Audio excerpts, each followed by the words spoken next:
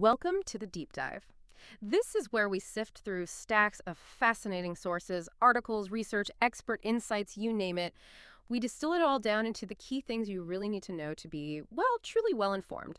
And today we are doing a deep dive into something that, maybe without you even realizing it, subtly influences pretty much every decision you make, every conversation you have, every goal you chase. Just take a second and think about your own experiences. Remember the very first time you met someone new, or maybe the first time you saw a price tag on something you really wanted, or, you heard that initial news headline. How much did that first piece of information, that very initial impression, how much did it really shape everything that came after in your mind? It's strong, right? Almost like a magnet. We all like to think we're rational. We weigh the evidence, think things through objectively. But it turns out our minds have this really potent, sometimes even dangerous tendency to just latch on to the very first bit of information we get. And this isn't just some small mental quirk. It's fundamental. It's a kind of mental shortcut that can seriously convince you that, say, your first craving is the most urgent one you absolutely have to satisfy. Or maybe that an early setback you had somehow defines your entire recovery journey, your whole future even. Okay, let's unpack this, because it runs deep. Yeah, it really does. And what's fascinating here, and what we're really going to dig into today, is how this whole latching on process is basically rooted in a powerful cognitive bias. Some of our sources call it selection bias, which I think is a great term. It really captures the idea that our brains are selectively paying attention to certain things, often without us even knowing it. But the specific flavor of this we're really focusing on today, the one that's just incredibly common, is what psychologists call the anchoring effect.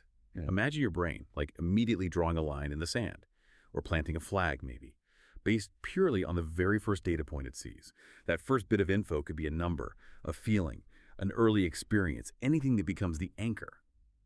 And once that anchor is dropped, it has this completely disproportionate influence on how you interpret everything that comes next. It subtly, but really powerfully, guides your judgments, your decisions. And if you don't check this process, it can easily lead to what our research describes as repeated mistakes, because you stop looking for disconfirming evidence. You just keep trying to prove that first anchor right. So our mission today is kind of threefold. First, let's really try to understand this mental shortcut, how it works. Second, let's explore all the different ways it shows up, from super personal choices right up to big societal patterns. And third, maybe the most important part, is to give you, our listener, some practical tools, real strategies you can use to consciously re-anchor your thoughts, to point them back toward your long-term goals, your core values. Basically, tools to stop those initial impulses, those default settings, from just dictating your future. Right. So you can already tell this isn't just some abstract theory we're kicking around. It's deeply personal. It's everywhere. And the subtle grip of the anchor, it's not just for the big life-changing decisions. Not at all. It's operating constantly, silently guiding our day-to-day interactions, shaping how we see people, situations. It even influences the long-term paths we end up taking, often without us having a clue. It's actually a bit unsettling when you start to really notice it. So let's look at some really specific examples. Stuff drawn from the great material you've pulled together. I have a feeling you'll probably see some of these patterns playing out in your own life, or maybe in the lives of people you know. I think you will. And one of the fundamental psychological reasons we're so vulnerable to this anchoring effect is our mind's deep, almost desperate need for consistency. Leon Festinger, in his classic work on cognitive dissonance, he pointed out that individuals strive for consistency in beliefs. Think of cognitive dissonance as that nagging mental static, that really uncomfortable feeling you get when two beliefs you hold, or maybe a belief in something you've done, just don't line up. Right, like an internal conflict alarm. Exactly. It signals something's clashing inside your head. And to silence that alarm, to get rid of that psychological discomfort, people are highly motivated to reduce the dissonance. They'll rationalize, they might shift their beliefs a bit, and this is key for anchoring, they'll selectively hunt for information that makes everything feel consistent again, even if it means ignoring stuff that contradicts it. So this drive for internal harmony makes us super susceptible to anchoring. Once you form an initial belief or impression, that's your anchor, you actively look for and really value information that confirms it. And at the same time, you subtly, maybe not so subtly, dodge anything that might challenge that anchor. There's a really clear example of this in our sources, looking at the reading habits of people who just bought a new car. Now, logically, you might think someone who just dropped a lot of money on a car would maybe avoid ads for that same car, right? To stop second-guessing, avoid buyer's remorse. Yeah, that makes sense. Don't want to see if you missed a better deal or something. Exactly. But the research shows the complete opposite. New car owners actually exhibit behavior aimed at reducing cognitive dissonance by seeking out information that aligns with their beliefs. See, the decision to buy the car, that's a huge anchor, a big commitment. So they aren't looking for reasons to reconsider, they're looking for validation. Ah, okay. They want proof they made the right choice. Precisely. They want to find those consonant cognitive elements. Yeah. Reasons their car is great, why the purchase was smart. It's all about reinforcing that anchor, quieting any little doubts. So when we face that dissonance, that mental discomfort, we tend to almost unconsciously steer clear of information that could make it worse. We show this clear preference for thoughts that just confirm what we already think or did. And that's exactly how an anchor, once it's set, just digs itself in deeper, making it harder and harder to change our minds, even when new facts come along. That is a powerful insight. And yeah, kind of unsettling. Like you said, it really flips how we think we operate. We imagine we're open-minded, but really our brains are busy confirming our existing biases. And this effect, it seems like it would be incredibly strong in our relationship, especially, in those early exciting stages of dating. Our sources point this out directly. When you're excited about someone, your objectivity is compromised, and you tend to create a rosy picture of him or her. That initial buzz, that sort of idealized image you build up, that becomes a really powerful anchor. And then what happens? Anything that doesn't fit into this picture fades into the background. Vanishes. Those little red flags, maybe some inconsistencies, things that should make you pause, they become almost invisible, or at least really easy to explain away. Because that strong initial anchor, the excitement, the affection, it dictates what you let yourself see. And maybe more dangerously, what you just ignore. You're basically editing reality to fit the anchor. That's a great way to put it, editing reality. But it's not just new relationships, is it? The pull of an established anchor can be incredibly strong, even in long-term commitments years down the line. Our sources mention that even people who are generally secure, people with healthy attachment styles, they can still end up tolerating really unacceptable behavior from a long-term partner.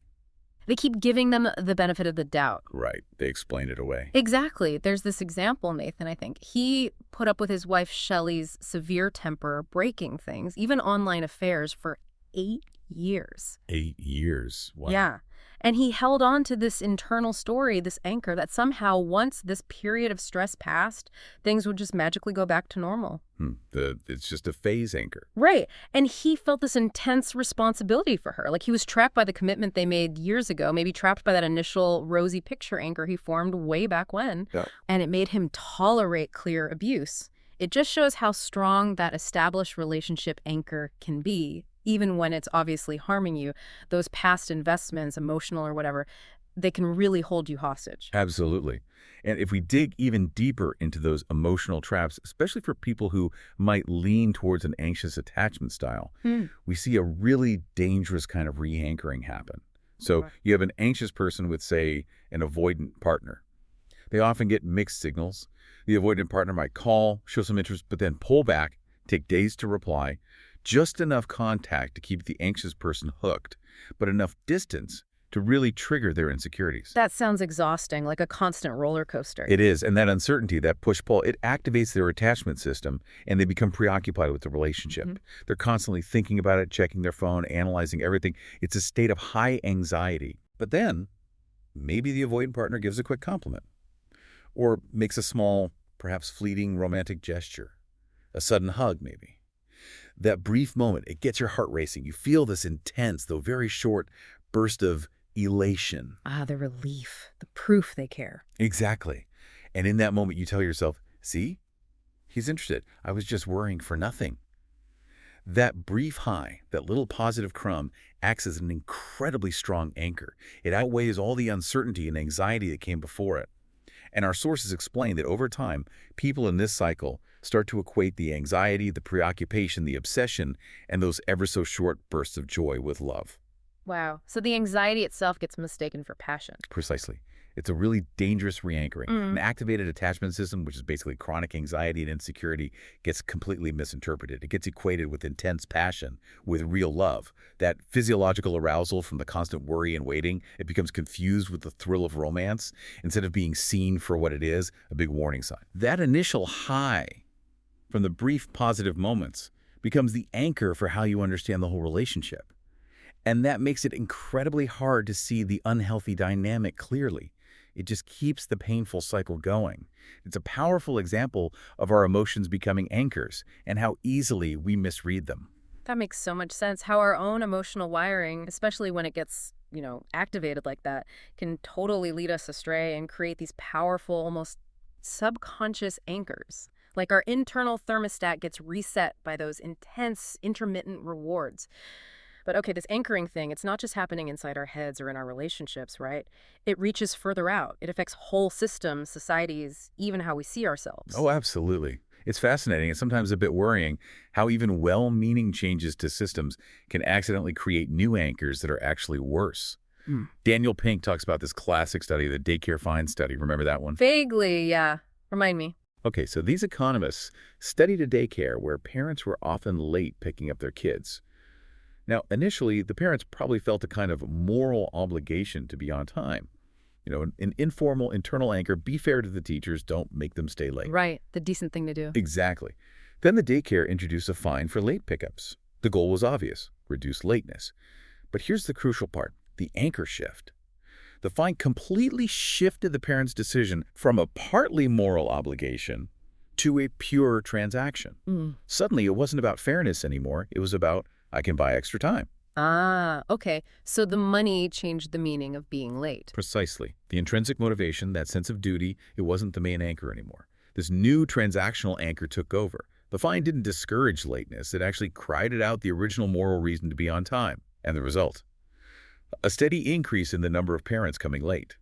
The fine accidentally created an economic anchor that led to more lateness, not less. Wow, that's completely counterintuitive. Isn't it? It just shows how a penalty or an incentive can anchor behavior in really unexpected ways by changing the whole perceived nature of the thing. The moral anchor got swapped for a financial one and the outcome got worse. That daycare example really hits home. It makes you wonder how many other policies or systems out there are accidentally re-anchoring people in unhelpful ways. And it's not just these explicit rules or personal experiences acting as anchors, right? You're saying like deep cultural stuff, history itself can be an anchor. Jordan Peterson has that really vivid phrase describing history as the terrible father, dead weight of the past, crushing mass of narrow, bigoted, ill-informed opinion and popular prejudice. That sounds like a massive anchor, like societal traditions, established norms, the way things have always been done. They hold us back. Exactly. Think about long-standing social hierarchies, traditional roles, established ways of doing business or education. These deep patterns, passed down through generations, act like huge, invisible anchors. They make it incredibly difficult for societies to really embrace new ideas or challenge things that clearly aren't working anymore, or just adapt. That dead weight of the past can literally anchor us, making change feel like swimming against a really strong tide. Yeah, I can see that. And if we connect this to an even deeper psychological level, Carl Jung's ideas about archetypes offer another way to think about these, sort of innate, collective anchors. Jung saw archetypes as these universal images that have existed since the remotest times. They form an a priori structure of the psyche that antedates all conscious experience. Like pre-installed software for understanding the world. Kind of, yeah. They're not things we learn in the usual way. They're inherited patterns in our collective unconscious. They fundamentally shape how we perceive and make sense of everything. He talks about this deep structure as something given, the precondition. And this is the mother, the matrix, the form into which all experience is poured. Matrix, okay. So concepts like the hero, the wise old man, the shadow, these aren't just story tropes. Our minds are sort of pre-wired with these patterns, and our experiences get filtered through them. They provide this foundational template for meaning. They act as deep psychological anchors. Okay, that makes sense. But, and this is really important, Jung also gives a very strong warning. He says, one ought never to identify with an archetype. The consequences are terrifying. Meaning, don't let the archetype take over. Don't become the hero or the victim. Exactly. While these patterns are influential, uncritically letting one archetype define your entire self is destructive. It leads to rigid thinking, maybe fanatical behavior, an inability to adapt or grow beyond that pattern. The healthy way is to be aware of these archetypal influences, to understand them, but not to be completely fused with them. Use them as guides, not as fixed anchors for your whole personality. That's a really crucial difference, isn't it? Understanding the pattern versus being trapped by it, like using a map versus getting swept away by the river current. And speaking of being trapped, our own self-perception can become one of the most powerful anchors, right? setting the course for our whole lives. Think about early experiences, how we interpret them. Like a student, maybe one with what Carol Dweck calls a fixed mindset, gets a bad grade early on. They might immediately internalize something devastating, like, I'm just stupid or I'll never be good at math. That first self-assessment becomes this heavy anchor for their identity. Yeah, it defines them in their own mind. Right, and that anchor then just sabotages future effort, makes them less resilient. It stops them from growing because they believe their ability is fixed, and that early failure is the proof. Precisely. And that's in stark contrast to what Angela Duckworth calls a growth trajectory in her work on grit. That's about constantly surprising yourself with how much you can grow, actively not being anchored by those initial labels or early failures. Focusing on effort, not just talent. Exactly. Yeah. Valuing the learning process. And if we connect this to the bigger picture of development, Erik Erikson sages also suggest that those early encounters with our environment have a modifying influence on all later stages. This means foundational experiences in childhood act as really powerful developmental anchors. Think about basic trust versus mistrust in infancy. Right, the first stage. If an infant learns basic trust from reliable caregivers, that becomes an anchor for feeling secure in future relationships, for facing challenges with confidence. But if deep mistrust is established early on, that can anchor someone in a lifelong pattern of suspicion, anxiety, difficulty connecting.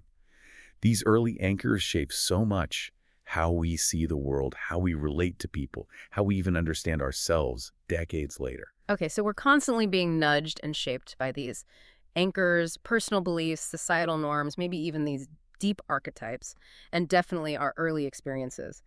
How on earth do we break free from the ones that aren't helping us anymore, or the ones that are actively holding us back?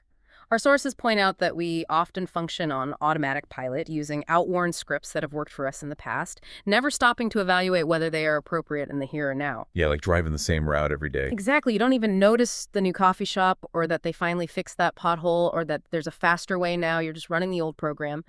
And that's where these anchors keep us stuck, right? Using old scripts, even when they're totally inappropriate or just plain bad for us now. So here's where it gets really interesting and hopefully empowering.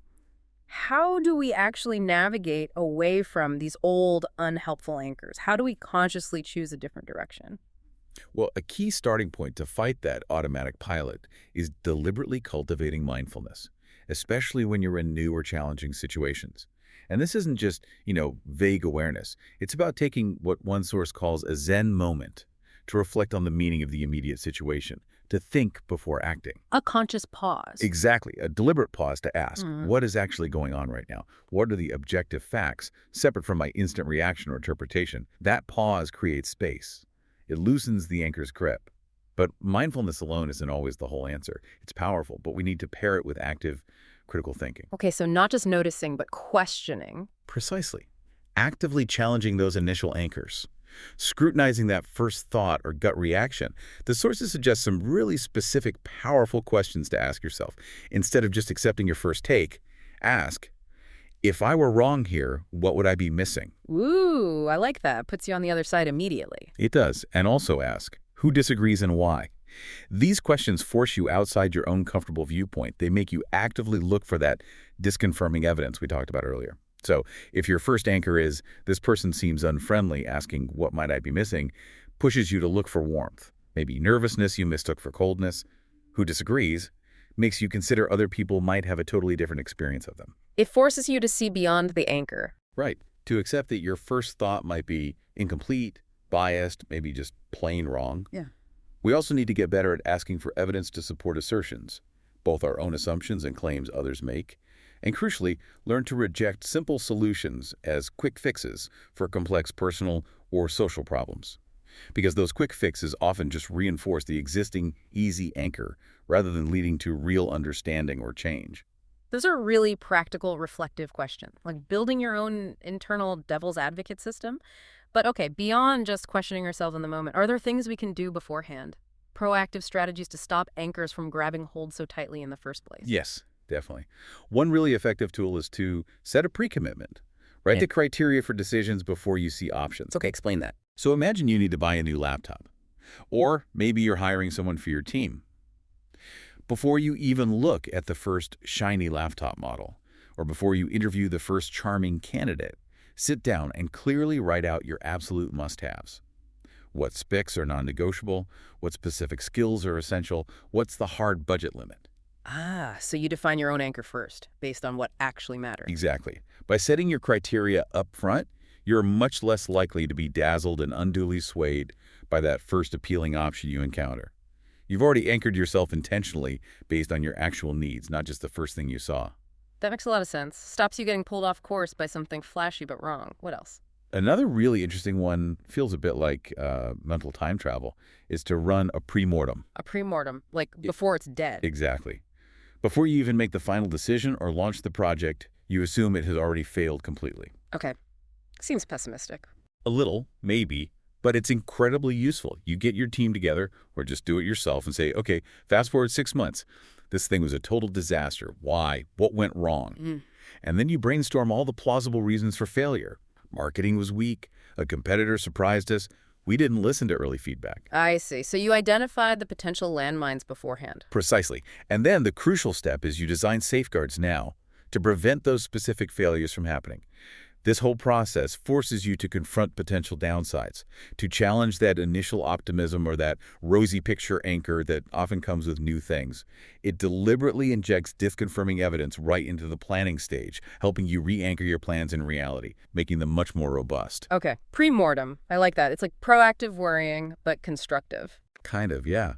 And building on these kinds of proactive choices, we can also shape our behavior powerfully by designing our actual environment and systems to create positive anchors, to make good choices the default. James Clear, in Atomic Habits, makes this fundamental argument. Forget about setting goals. Focus on your system instead. System over goals. Interesting. Yeah, he says you do not rise to the level of your goals. You fall to the level of your systems. Your systems, your routines, your environment, they become these powerful positive anchors that guide you consistently, often without needing loads of willpower. So how do you build those systems? Well, his first law of behavior change is super simple. Make it obvious. This means consciously setting up your environment so the cues for your good habits are right there, impossible to miss, obvious and visible. Like putting your running shoes by the door. Exactly. Yeah. Or, if you want to take vitamins, put the bottle right next to your toothbrush or coffee maker. Want to practice guitar more? Leave it out on a stand, not hidden in its case. It creates this visual positive anchor that just prompts the action. Makes sense. Out of sight, out of mind. Right. And the flip side for bad habits is the inversion. Make it invisible. Remove the cues.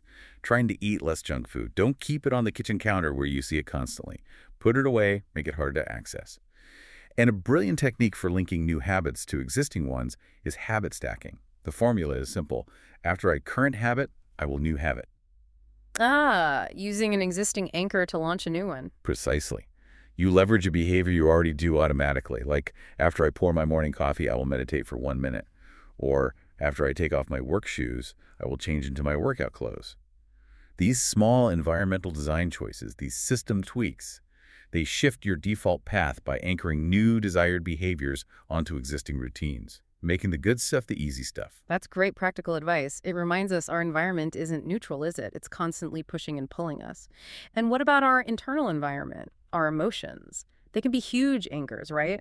Feeling angry or anxious can color everything. Absolutely. And one tool our sources mention for managing this, especially when you're upset, is using self-talk to reassess upsetting situations.